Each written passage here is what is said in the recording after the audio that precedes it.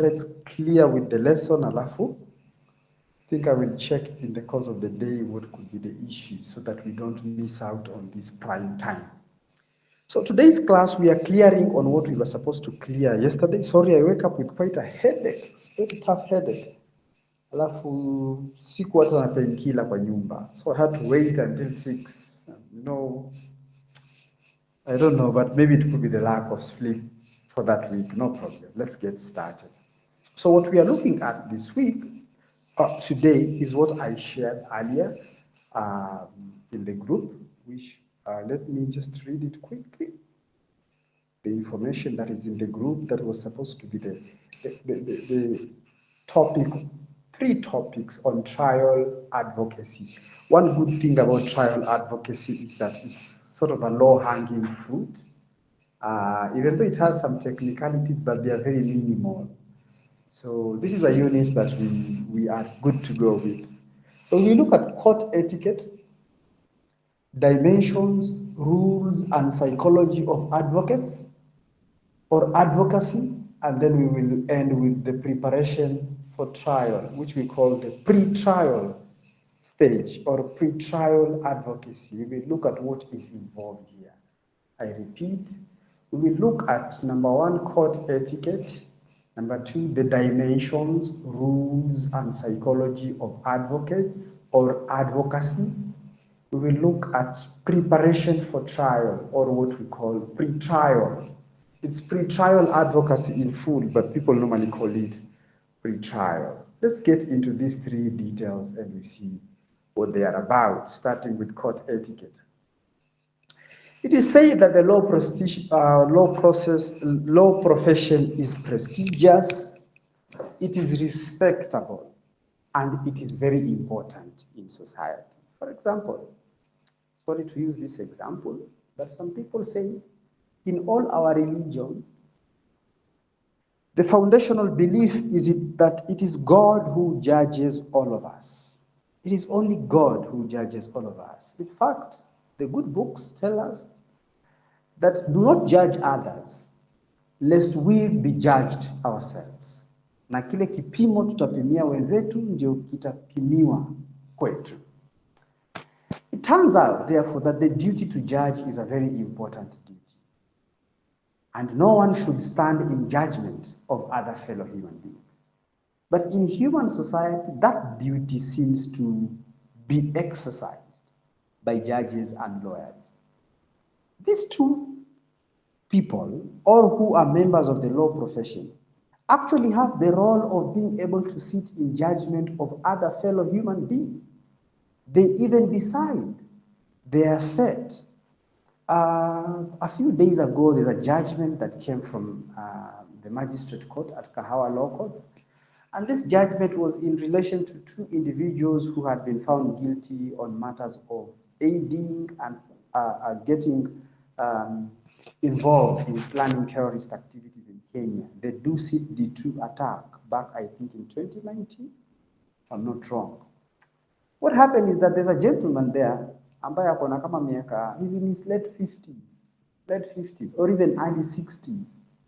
Now, this gentleman was sentenced to 30 years in prison.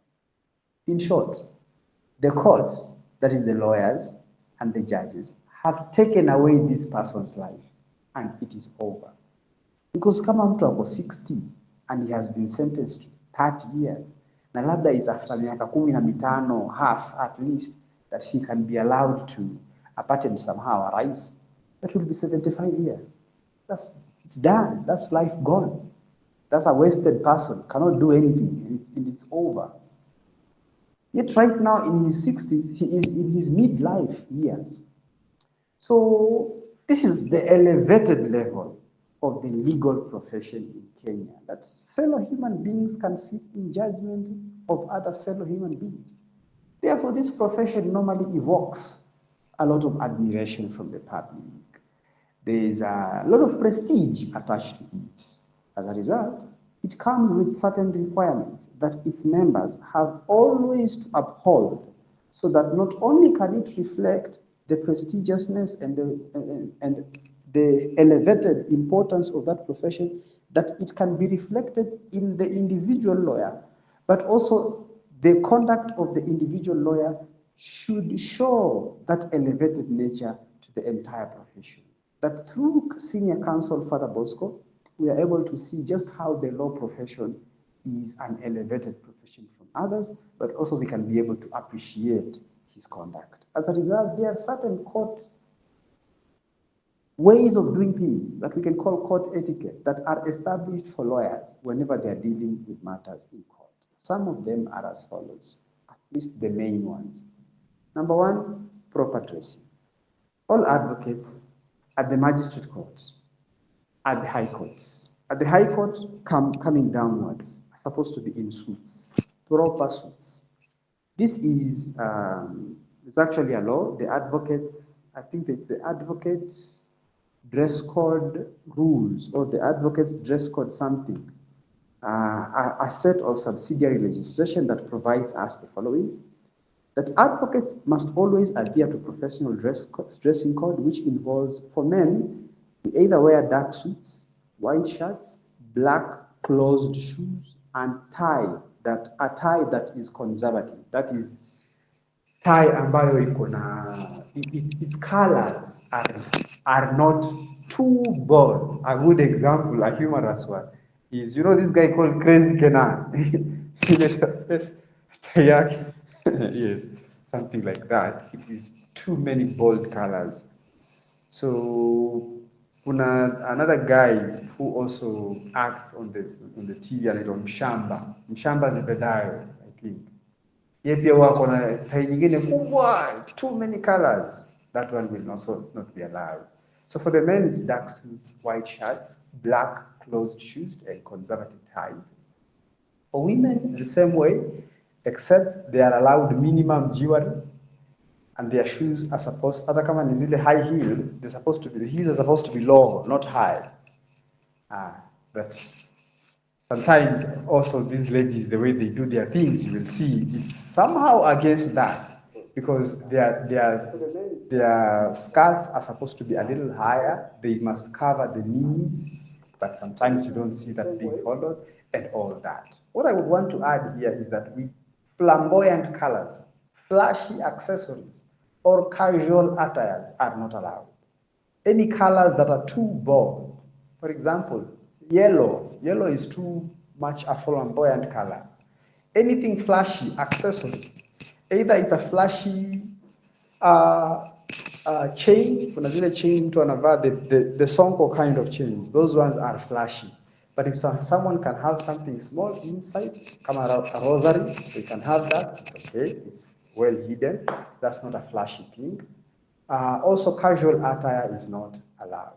And finally, as we go to the Court of Appeal and the Supreme Court, our dressing changes. While you'll be allowed a suit from the High Court kwenda chini, tukienda kwa Court of Appeal, you must wear a robe, that black robe. Excuse me. You must wear a black robe and the bib. The bib ni ile zile mbili zinatokea hapa kwa kifua, the one you have worn like a tie. Zile mbili are white. Those are the bibs. So you must wear a bib and a black robe when you go to the Court of Appeal and the Supreme Court. If you would want to wear the what do we call it? The cape, ile ya white, that one is optional. If you would want to wear that one will be optional. But at least the white bib on your neck, it must be there, and you must have the black robe. Apart from dressing, punctuality. Timeliness is a mark of respect to the court and also to the client.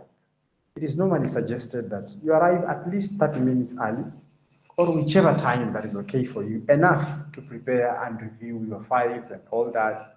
When you arrive late as an advocate, you are potentially going to disrupt proceedings, and it may result in disadvantages to the client and even to the court. You being an advocate of the High Court means you are an officer of the court, and the court is free to punish you anytime you are actually known to be a latecomer, especially when it becomes a trend. Someone is known to be habitually a late person. that one will not be allowed. For example, here, me and you, the way we do our things, and then our colleagues who now have established that habit of not being present or being present at their own time of choosing. That one, if it were in court, it would not have been allowed. Also, when it comes to court, we must be mindful of our language.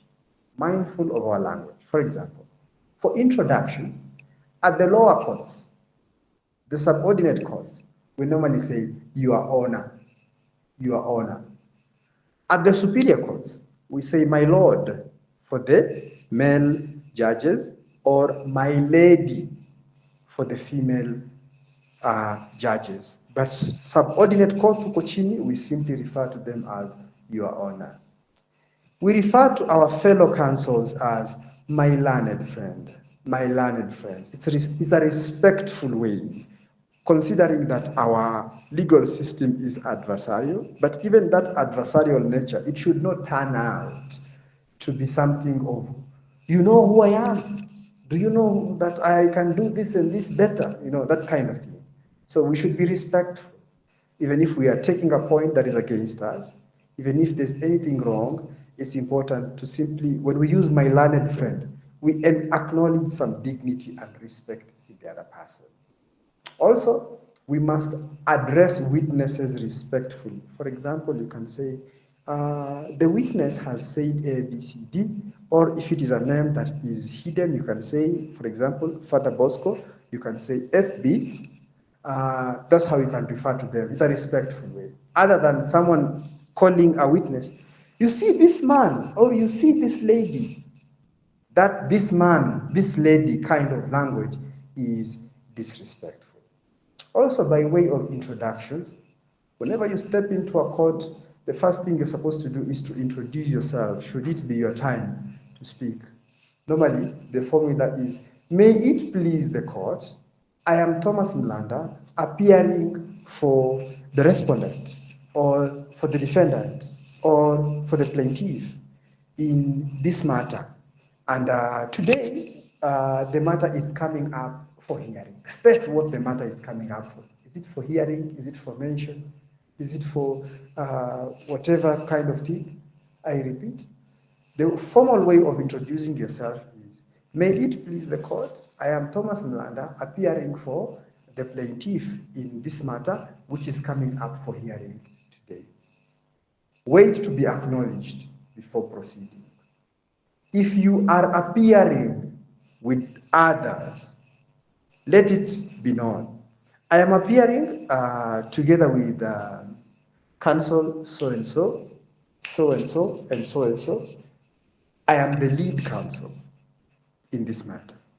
The lead counsel is normally the one who, if at all we have a team of lawyers, there's normally the lead counsel, that is the team leader of those counsels. The team leader is the one who will address the court first by introducing his team, who will make submissions first on behalf of his team before the others come. These are the privilege of a team leader. Should you not be part of a team, instead you are an individual, but you are not the normal advocate who is supposed to be holding, who is dealing with that matter. You are simply holding brief for a fellow advocate. It's important also to say, my name is so-and-so, counsel.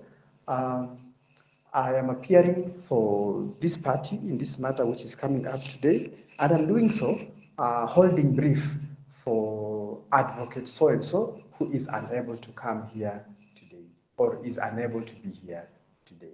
So if it is you're holding brief, you must clarify. If you are appearing alongside others, you should also clarify. The behavior in court is that anytime an advocate is speaking, you're supposed to stand. An advocate is supposed to stand while addressing the court. You're supposed to be looking at the judge. We all address the judge. Even the witness, as he speaks, he will be addressing the judge. We do not address one another directly to avoid clashing of words. An advocate is expected to remain calm. composed, and respectful, even under provocation, which normally, once in a while, some witnesses employ as a tactic. For example, for someone like me who appears to be a little or short in height, someone who is a little looks younger, you will realize that there are some witnesses who are older. Probably mtu who in his attention or in his mind he believes that from my age huyu ni mtu hata naweza kumzaa. You see, huyu anaweza kuwa the equivalent of my child. So when I step up there to ask questions while executing my duty, this person may want to play some tactics, power plays. For example, anachukulia wewe ni kama mtoto wake. So he will tell you, I can't remember what you are asking. I agree actually what you have asked me, I have understood you, but sikumbuki those details. You can't force me to remember things I cannot remember. Don't you hear? He may even say, what kind of a person is this boy? See, what kind of a person is this boy? He can employ any tactic just to ensure he puts you down. Sometimes it may not be a young person like me, but it could be, even if the person is an older advocate, but you realize some people are used to being bosses, and their way of being a boss is to simply order people around. People who are used to giving orders, sometimes they bring the same habit even in a court. Therefore, when you question them, that is, you have put them on the other side of not being a boss, they are no longer in control, you realize they start frustrating you. They may say, if you ask them, are you the one who signed the check? Atakwambia, excuse me. Is that even a question? Don't you know that it is the CEO, who I am, who signs the questions, who signs checks in an organization? Hiyo ni kitu hujui. You have to ask too. Or, so what is the relevance of such kind of a thing? Isn't it obvious to everyone here? You see?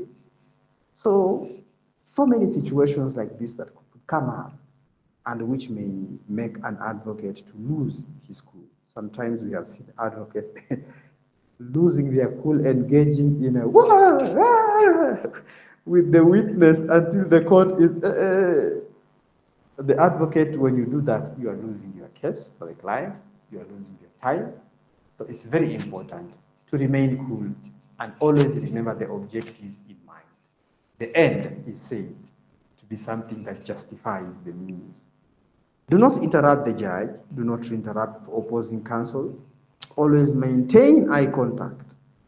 And if you're the kind of person like me who uses gestures every time, even if it is unconscious, always unconsciously, but you find yourself that ukiongea huwa una use gestures, ensure a practice every time of doing it in a way that is mild. It is mild and it is not aggressive in any way.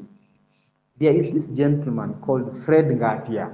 Fred Ngatia, I'm sure you know him, one of our very prominent lawyers.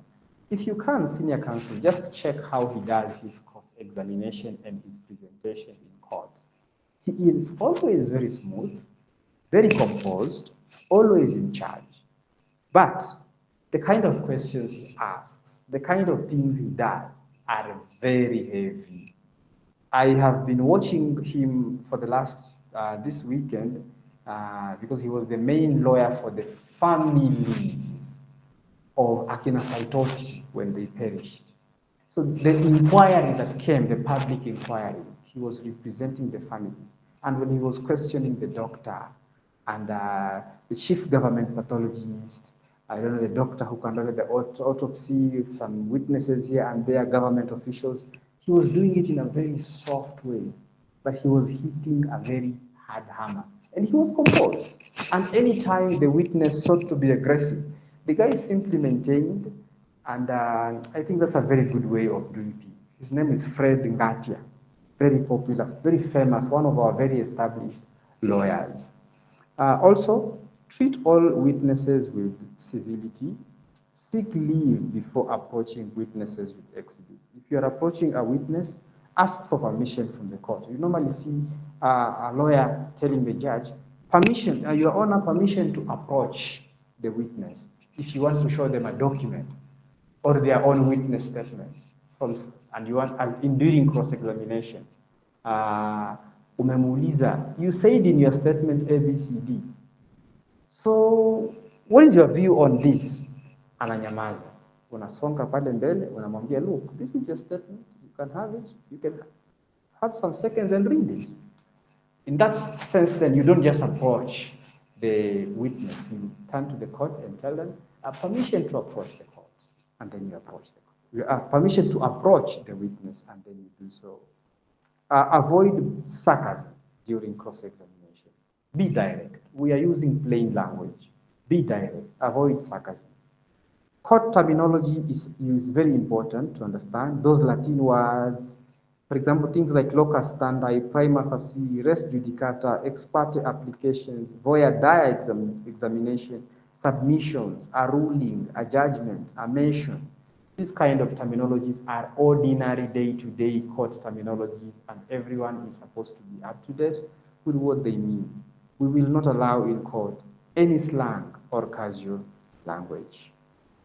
Also, ensure interactions that are professional and above reproach when you're interacting with a judge, with other court officials, or even with your clients or opposing counsel and everything else. It's important that you ensure your interactions are professional and they are above reproach. Do not show too much informality, because the whole court process is big on bias and on perception. So it's important we take that into account. And finally, the use of humor in court should be very delicately calculated. Should be very delicately calculated. Once in a while, we may want to use humor to avoid or to loosen the too much seriousness before a court.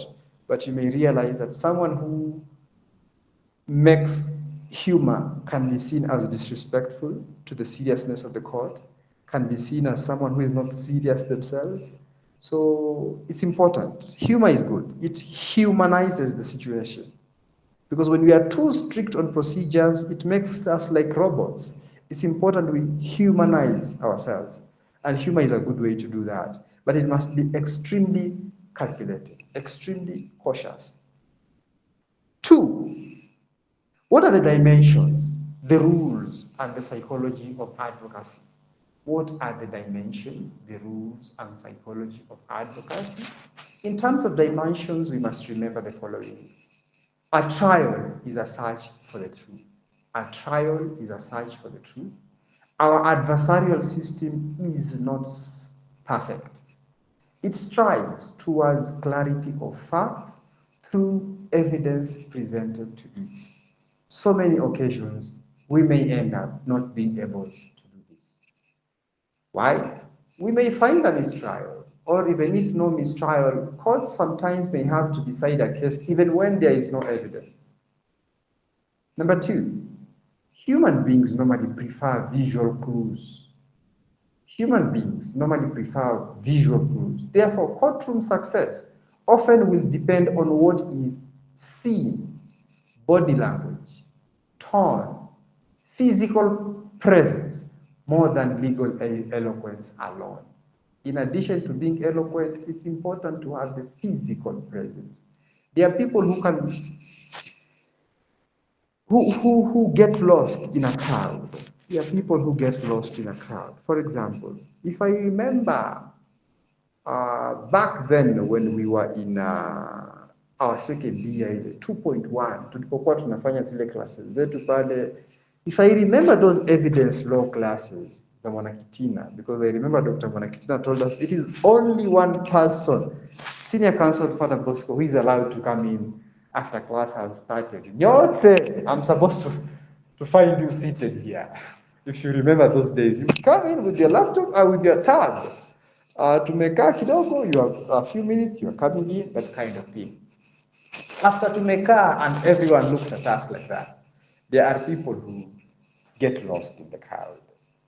There are those who speak, there are those who by their very presence, they have the authority. For example, you senior counsel, you have the authority of presence.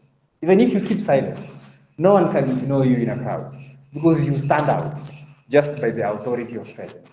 But look at someone like that Arab lady we used to have, alikuwa anaitwa Zakia, if you remember, a good example, Zakia.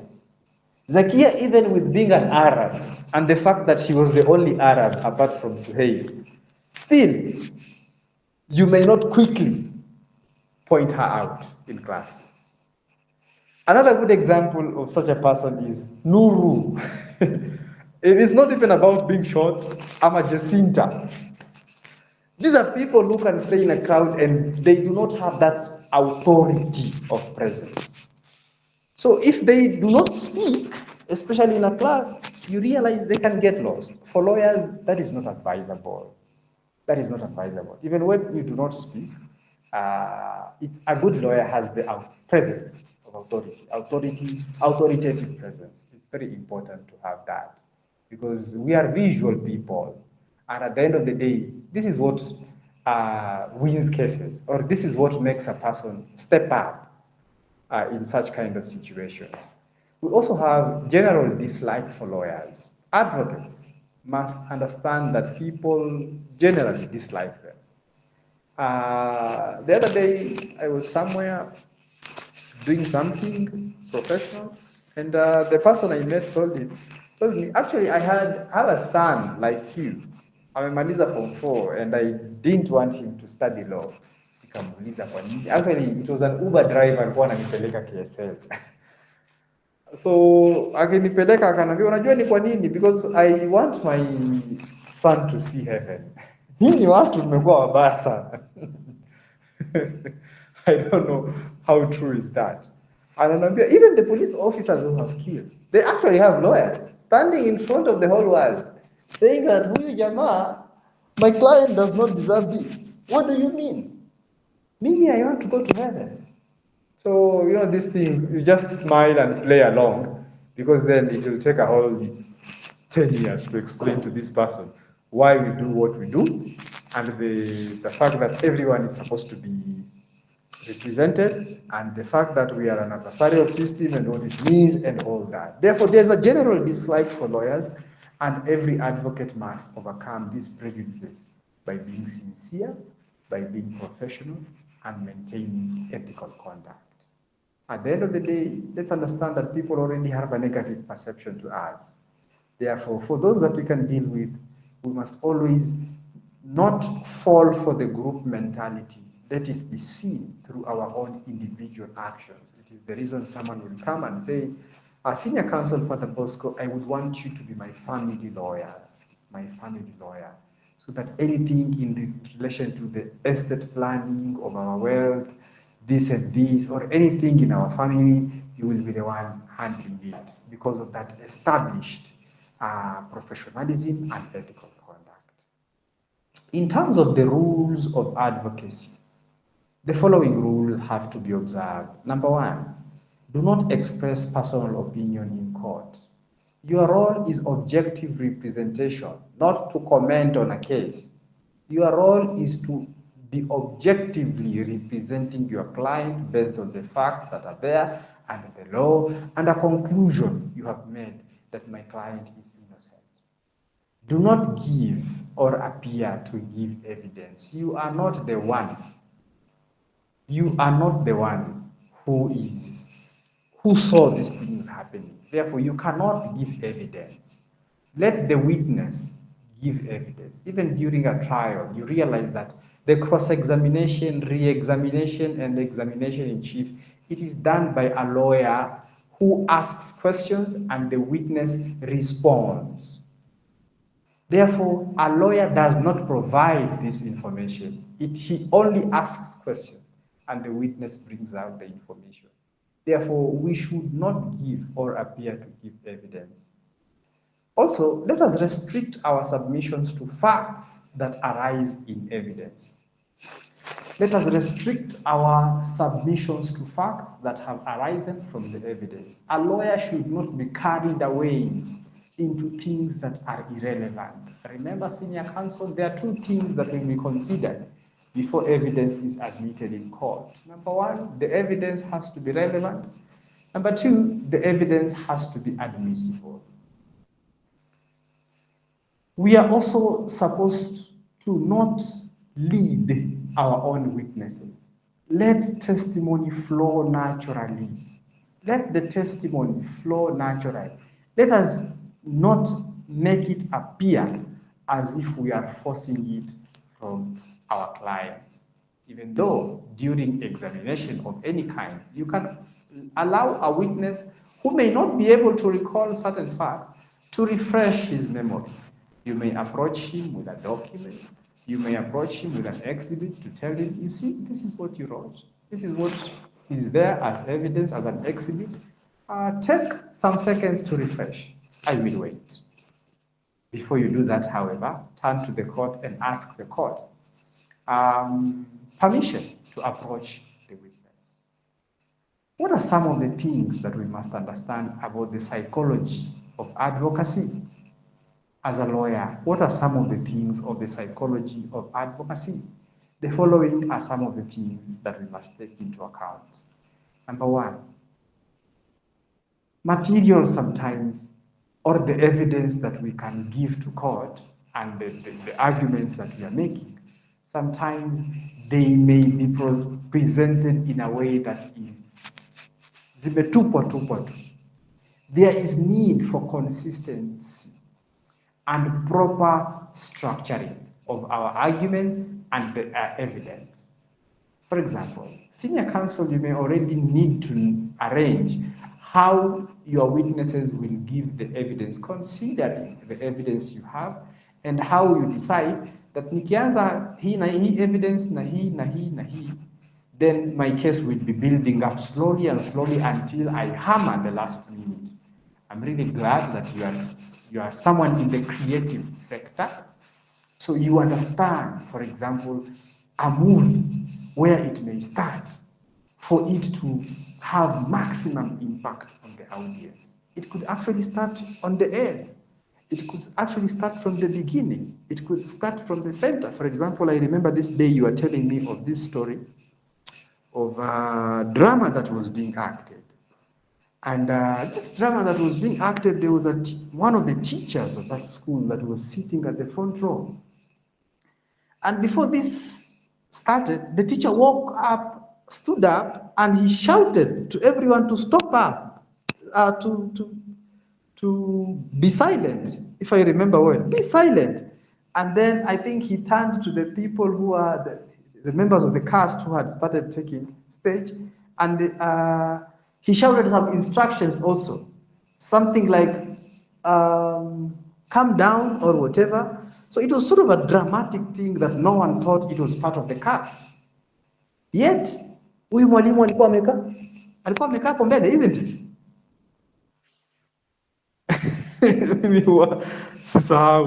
Anything. So look at that kind of thing, creativity. Umeanza totally in a different way.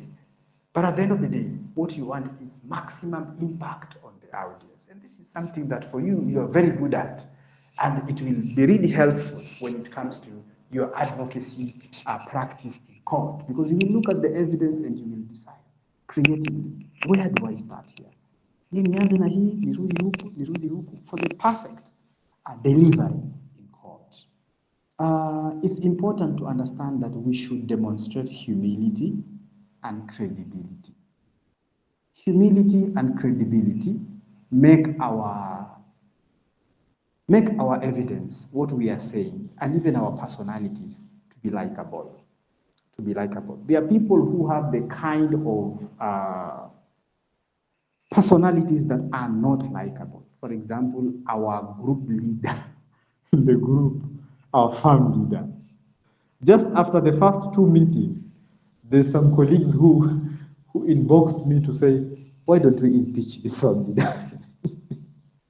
After the second meeting already. Because when you listen to that gentleman, unajua huyu hatuwezi fanya kazi na yeye already. Because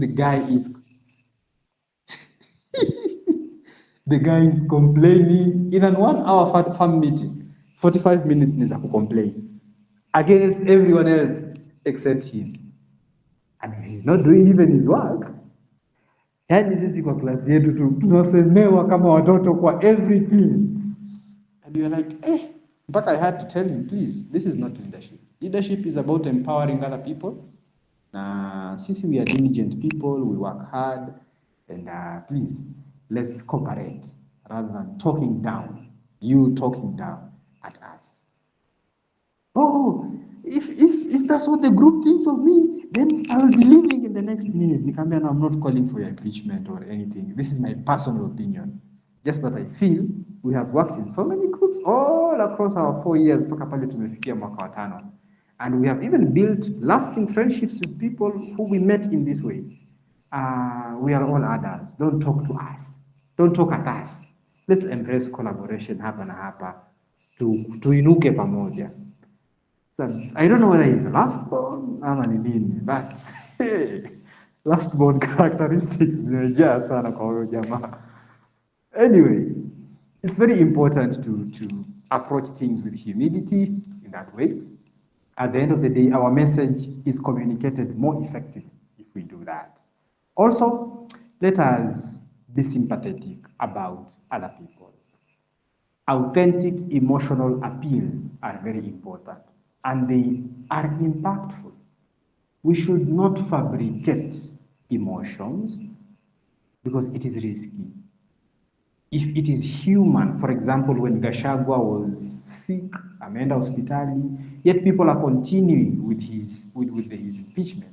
In that situation, it is simply human to extend empathy to that person, and we cancel it until he is able to come. It's just human. But when someone shows us strength that I must do this because I am a leader who means business, those kind of emotions may not work.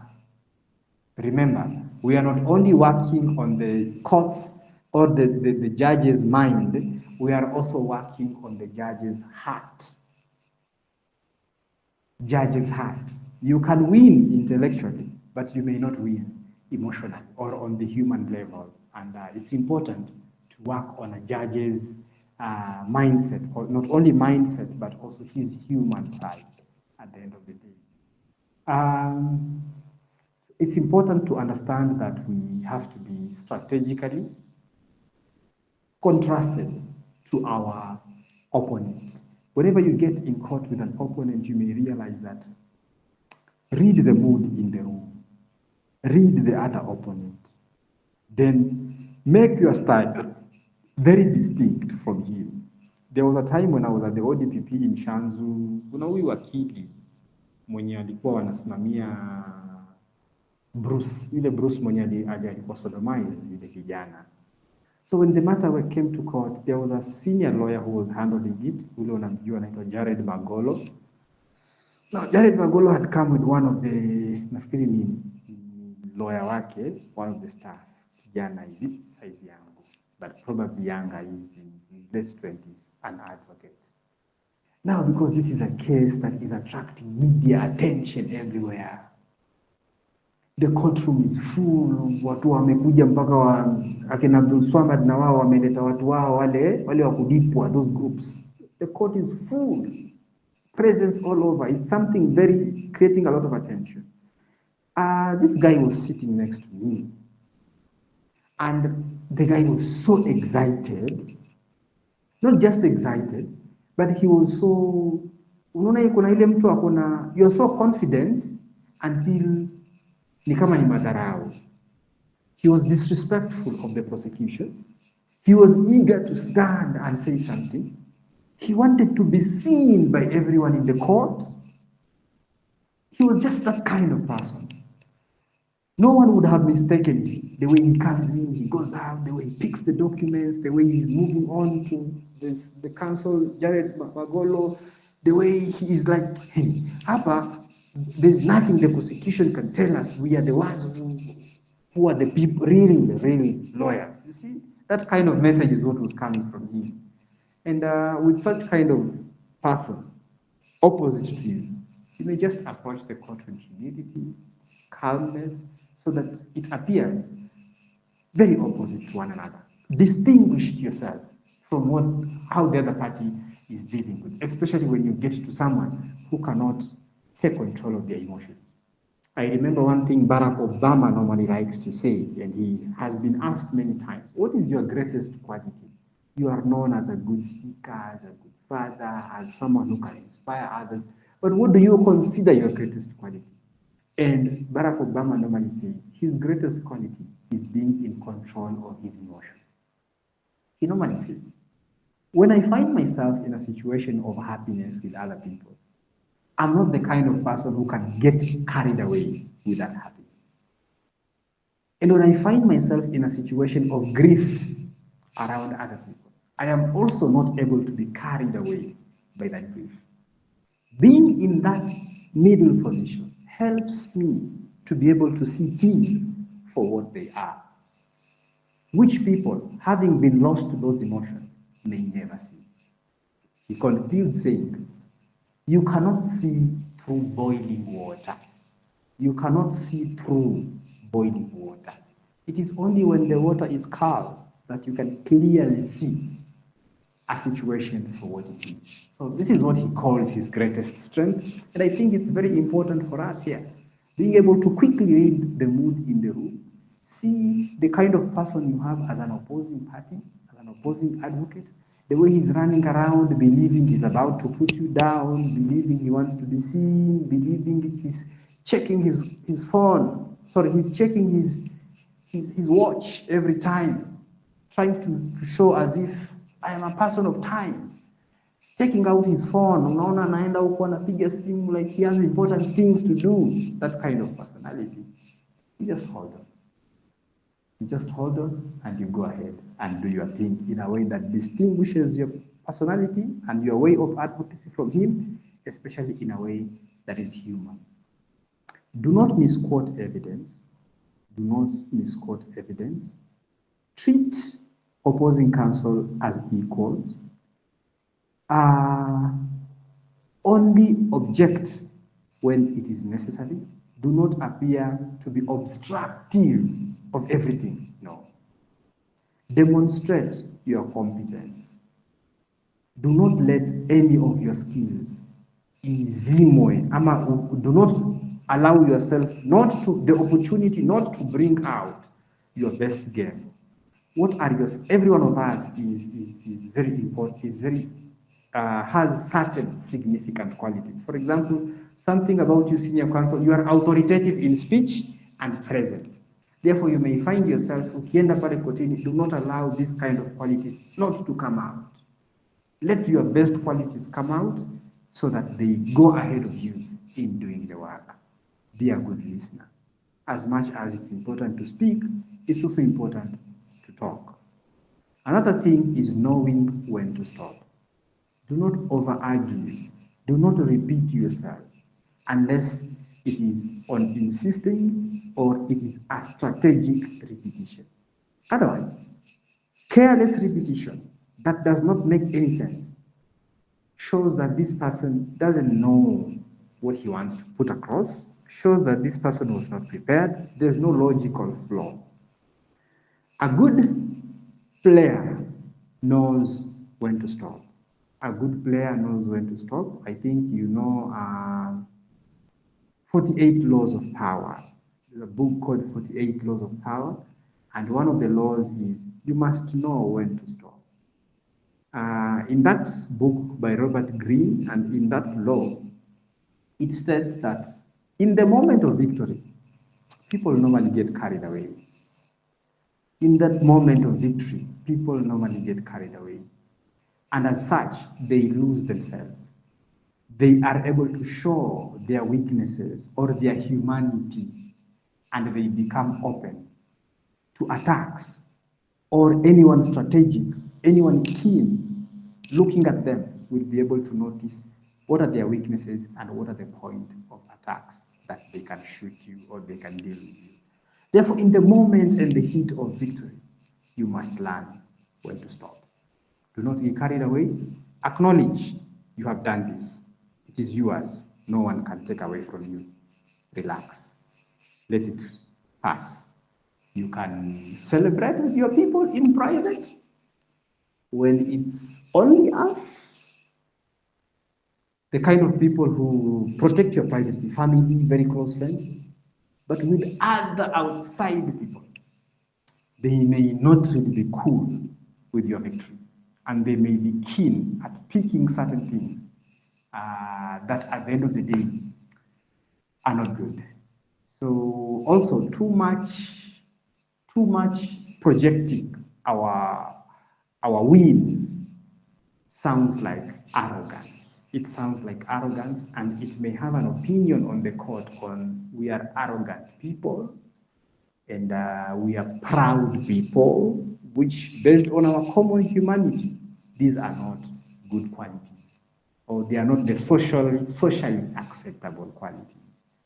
Finally, preparation for trial or pre-trial. Pre-trial senior counsel is normally the stage that comes before the trial process. There are normally certain kind of processes that go into the pre-trial before you even go to court. Remember, you have your witnesses here, you have the documents and the exhibits, you have evidence yote yenye present. But how do you go about that? There are certain kind of things you're supposed to do as part of the pre-trial or the preparation for trial before you go to court. The first one is client and witness interviews. Sit with your client, as you already saw in civil litigation. Put everything down on paper, have instructions given to you on paper, do everything extensively, get all the information. This is not your case, you are not there when everything was happening. It's important you very well understand it. One of the paramount mistakes a lawyer can do is not to get the full facts of his case from his client, such that akienda pale kotini amesahau vitu vingine ama hajui vitu vingine. The facts, that one is a paramount mistake. The client interview also involves witness interviews. Ukae na witnesses, you get all the information from them. The second thing is to do your research and get the documentation required. A good lawyer understands both the substantive and procedural law that governs the matter he has been given to by the clients. He will index and paginate all evidence. He will properly put on a record the pleadings, the reference materials, everything properly filed with him. He will prepare examination scripts or anticipate opposing lines of questioning from the other side. He will prepare his clients on this matter. Should this be civil litigation? Civil litigation contains certain things. I remember we mentioned that we call conditions precedent. Conditions precedent. These may include the kind of things that have to be done before people go to court. They normally apply in civil litigation. These are, number one, we must have a demand letter, probably. This is a situation where demand letters must be sent to one another. If the demand letters have not been fulfilled, then someone can go to court. Remember, failure to send a demand letter and someone goes to court without having sent a demand letter means they will not be able to get costs. That's the legal effect. That's the legal effect of not serving a demand letter. At the end of the day, when costs are awarded, you will have to meet your own costs. You will not be awarded costs by the courts. It could also be that we are dealing with a contractual breach that is going to court, but the contract itself says that in case of breach, the first thing to be done is we go to mediation or we go to arbitration. Na hatujaenda, we are just rushing to court. That is another thing that is supposed to be done. Therefore, demand letters, conditions precedent, basically issues of mediation or arbitration clauses, all of these things are supposed to be done as part of the trial. Another thing then, senior counsel, is about case analysis. Case analysis. It is very important that either if you can do this alone or if you can do it with another person, because if it is me alone sitting to analyze a case, there may be some angles I may not see. But when I bring you on board, I consult you to kai pamoja, you check the case, You may be able to see certain angles that I have not seen. Two eyes or two people are better than one. You can be able to choose both kind of thing. You assess the trial vizuri, the case vizuri, you check the admissibility of the evidence, any possible objections that could be raised, and how would I answer them, evaluate any weaknesses in your case, and how would you mitigate them nicely. Craft a case theory or a theory of your case that ties the facts to the case. A theory of a case is the silent idea that you will be arguing all through the case. For example, the one that the last moot court that we did together with the American people while you were there at the Mombasa locals also, you realize that for us, our theme was simple. Our theory of the case was simple. That was a case about defilement. Two families were wamelipelekana kotini. One of the family's daughter has been defiled. Those kind of allegations. But there are certain things that come up in that case. For example, hizi familia hazipatani na zimekuwa na mzozo wa shamba. So our theory of the case was, this is not a case about defilement. This is a case about a neighbor who is against another neighbor. Majirani ambao hawapatani. Na hawa majirani hawapatani kwa sababu ya shamba. Na hawajaweza kutatua huu mzozo. So every excuse that comes up can be maximized as much as possible, as long as it puts down the other person, simply because of this unresolved issue. Therefore, this is really not about defilement. This is defilement is simply something to be taken advantage of. But hii ni mzozo kuhusu shamba, hizi ni familia mbili hazipatani, and then we situate the same in the normal, in our society, and we say, hii ni kitu huwa inafanyika kwa society, and it is so rampant. Therefore, we invite the case to decide that we will not allow such kind of family disputes between families to go into very serious cases ambao watu paka wanasingiziana defilement. So every fact, every argument we will make simply will be speaking, giving life to our theory. So that's the theory of the case. And a good lawyer must have a theory of his own case.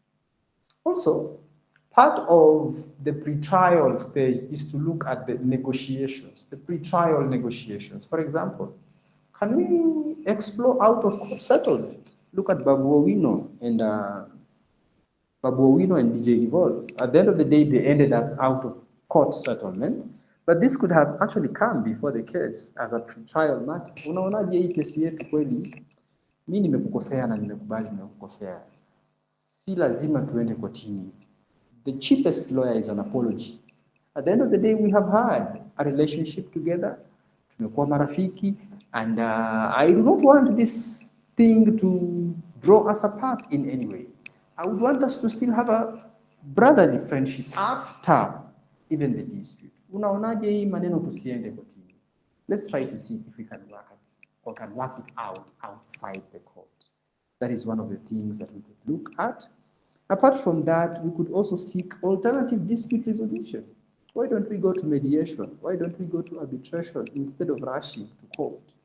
Most companies, for example, are very careful about their reputation, considering the court is a public thing. Na kesi yetu ikipelekwa kenyalaw.org, if it has set a precedent, we will not even be consulted. All facts will be placed there, together with names and everything, unless a child is involved or it's a family matter. So it's important to see, can we approach alternative dispute resolution, such kind of things? Also, what are the documents that, what are the negotiations that we have had in this relation and which we are supposed to ensure they are private so that privacy and privilege is maintained? Are there any consent orders that we can get by ourselves? And finally, in criminal law or criminal cases, we can have plea bargaining. We can just decide that I will agree to plead guilty subject to a plea agreement. Kwa mtanipunguzia miaka yangu iwe ya chini, ama you may find me free, you may leave me to continue with my life after accepting that, or I will plead guilty and then you make me a prosecution witness and then I will explain, because there are bigger fish to be caught than me, and then I will give all that information willingly. Plea bargaining, as we will come to see, is done between the prosecution and the accused. Prosecution and the accused. But the prosecution and the prosecution also has to consult the victim, because the victim is an important party. A plea bargain does not involve the court. It is after they are done that they present the plea agreement to the court. The court can either accept or reject. The court cannot vary the plea agreement, because the plea agreement is an agreement between the prosecution and the defense. Wao ndio watakubaliana kila kitu. They will only present that agreement to the court for the court to either accept or refuse. The court has discretion on the same. Senior counsel, I come to the end of today's class, where we have looked at trial advocacy in 3 instances. We have looked at court etiquette, considering the perception of the law profession in Kenya among the public. We have also looked at the various dimensions and the rules and psychology of advocacy. And finally, we have ended with the preparation for trial, or the pre-trial stage of advocacy. The pre-trial stage of advocacy. What could be some of the things that should happen before we go into a trial? And this brings me to an end of today's class. Is there any question probably on your side? Any concern or any issue?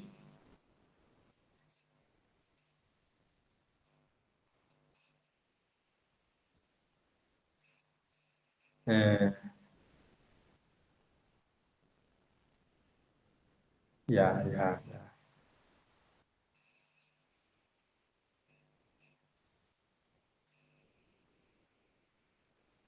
Sawa.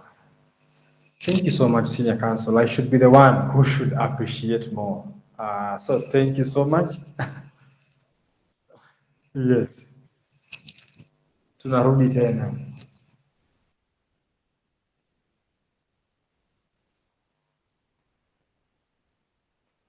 Yeah.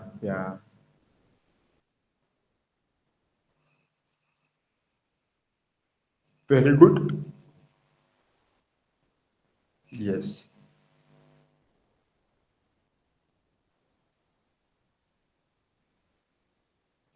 Sawa. We will do whatever it takes, running all the way mpaka siku ya mwisho ya exam. Otherwise, thank you so much. I wish you a fruitful day. Let's meet tomorrow, same time.